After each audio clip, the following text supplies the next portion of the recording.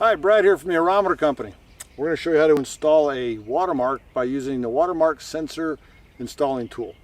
But to begin with, again, just to recap, we're going to need a 1/2 inch galvanized pipe for this application, some water, a funnel, got a hammer, got some grout, and again on the grout you want to make sure you get some native soil.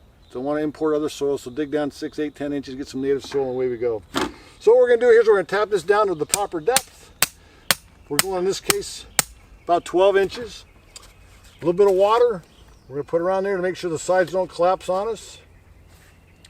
We're going to remove that, put our funnel, take a little bit of sensor grout, just kind of glug it.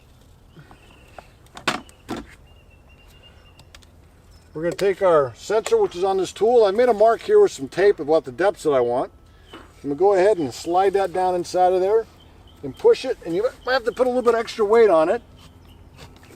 And in the center part, you just push that and it releases it. You slide it back out. Come back over to our grout. Put the grout in there. Take our 1/4 inch wooden dowel. Make sure that grout goes all the way to the bottom of the sensor.